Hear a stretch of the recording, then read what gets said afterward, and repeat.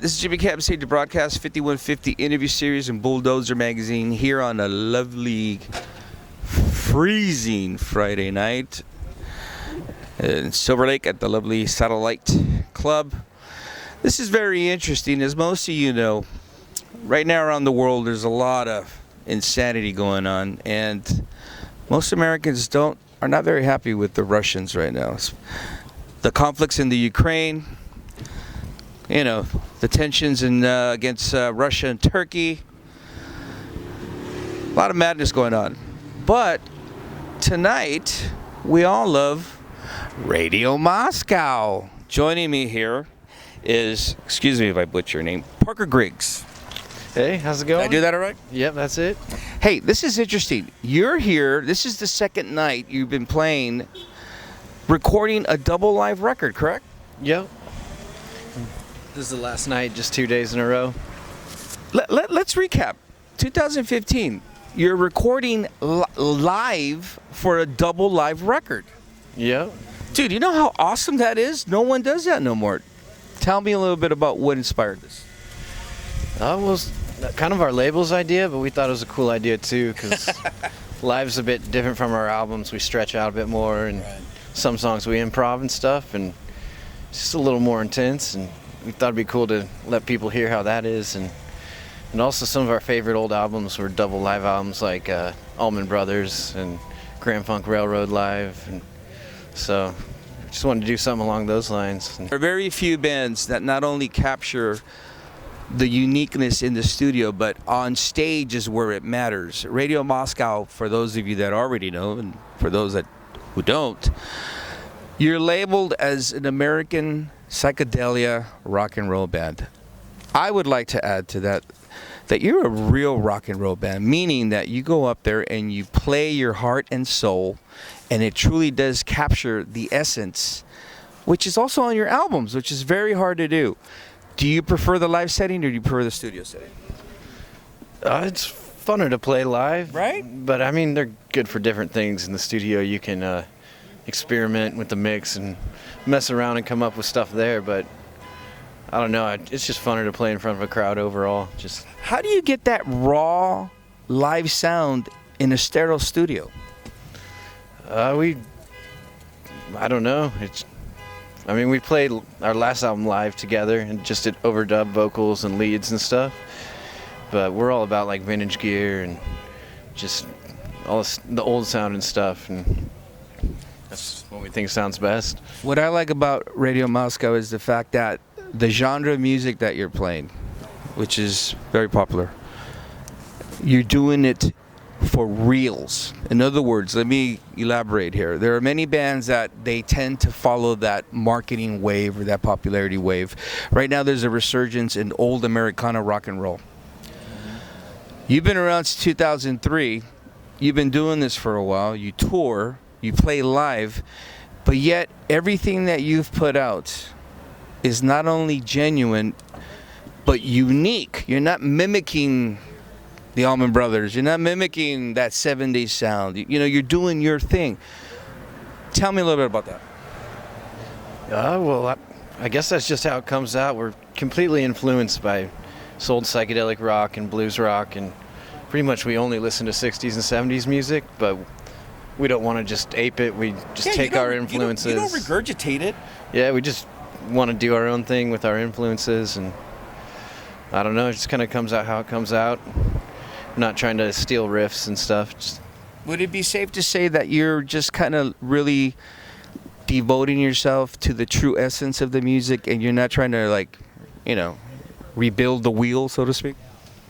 Yeah, I think it's just who we are. We relate more with music from back then, and it's just when we jam, when we improv, that's what comes out. Like, I think we were born at the wrong time, pretty much. You're from Iowa. Do you think that has a lot to do with it? And I'm not trying to be a smartass. Most musicians that I've encountered that come from certain regions of the United States that aren't quote unquote hip tend to be very creative, very unique individuals, because you are out on your own and you're developing your sound organically. You're not like here in Los Angeles mimicking what's cool at the time. Do you think that has a lot to do with that? Yeah, a little bit. Like, when I started the band, there was nobody that wanted to play this style with me. So it's just, yeah, it was hard to do. Just kind of did it because I loved it, but not because it was. What was everybody doing over there? Fucking Slipknot type stuff. Oh. Like, yeah, lots of metal in Iowa, and not much blues or rock and roll or psychedelia at all. Yeah, right on. Tonight, this is the second night of your performance that you're capturing live. One of the beauties of that era, which influences you, which you have so much in common with those bands, is you're able to really capture your audience and retain their attention. I mention this often with certain artists because now in this day and age, everybody is distracted by the fucking, iPhones and all that bullshit, which is a credit to you in your music. But why do you think you have that power where most other artists don't? I think just because we really give it all our all, and we just play with a lot of feeling. Like, we enjoy playing. It's not like we're getting up there going through the motions. We all love playing instruments, and so maybe people can tell that. They can tell it's real, and yeah, we're not just trying to do something. We're doing what we love. Do you enjoy seeing your music not only being absorbed by this generation, but also opening minds to the past with those past artists that really paved the way? Yeah, it's really cool that like younger people are getting more into rock and roll again, and also we have like a fan base from young to old. It's cool that all sorts of people like our music. I don't know. What's interesting is your fan base also spans from the psychedelic rock and roll, stoner, doom, but it also ventures out to a whole other demographic, because at the end of the day, it's just rock and roll, right? Yeah. I mean, if you like rock and roll, it's just rock and roll. This album, when do you expect it to be released? I think probably first couple months of 2016. Oh, nice. And this is a double live record LP?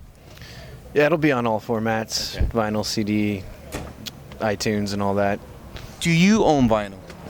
Yeah, I've got a big collection. Today we went to Amoeba and I bought like. Oh, you got raped, dude. Yeah, in a good way. In a good way. $60. Got a nice stack. Do you see kids discovering the beauty and the essence of your vinyl, just like you find yourself back in the day when you're in your room listening to the fucking greats? Yeah, I think so. It's definitely coming back, and everybody's playing records now instead of CDs. Yeah. Not sure why, but it's cool. Why do you like vinyl?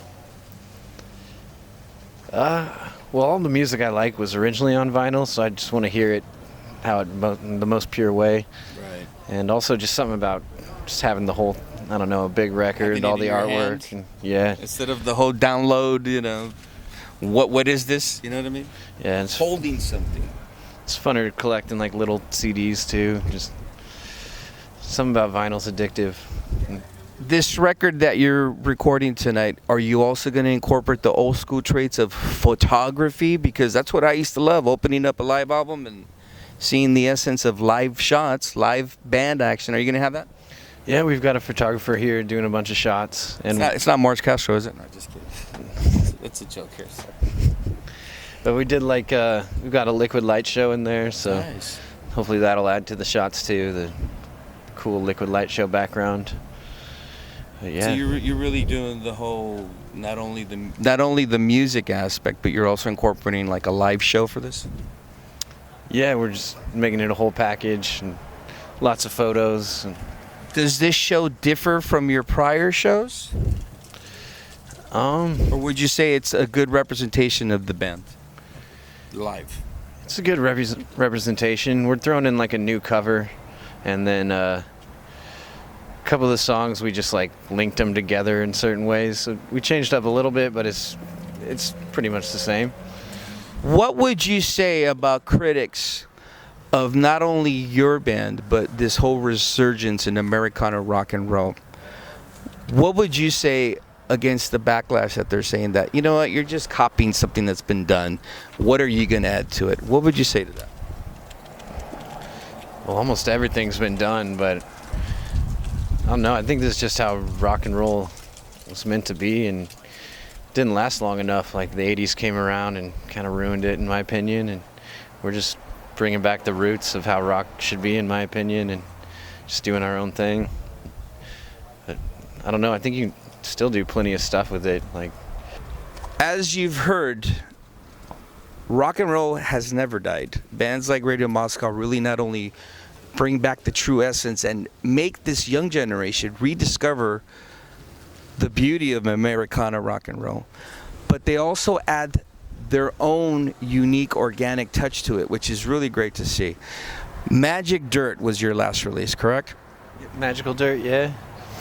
Are you writing any new material for a new album? Yeah, we've got a new demo. There's like 10 ideas, but they all need to be like sculpted and fully formed. But there's maybe 3 or 4 songs completely done. Just gotta work the rest out. Tonight's performance, you're going to be incorporating music from all 4 of your prior LPs? Yep, just a mix of everything. How do you do that? Great music, man. How do you pick? I don't. Kind of the ones we, I guess, just know better. The ones you like? Yeah, we've had a lot of lineups in the past, so Yeah. this lineup doesn't know every song, so we're going with the ones we know best. That whole conversation is interesting in itself, just what you've persevered to deal with to finally get a secure lineup. Radio Moscow is hitting Los Angeles. They played 2 dates, and they're being captured live. This is going to be for an album that's going to be coming out. Is it going to be coming out on your label? On the Alive label? Is this going to be coming on the Alive label? Yep, it'll be on Alive Records. Radio Moscow. Make sure you check out the band, experience what I know. Make yourself aware of this resurgence of real rock and roll. And not only that, pick up the album. Pick up the album. Because vinyl is cool. Buy records. Parker Griggs, I want to thank you so much for taking the time to talk to me. Thank you, man. Out.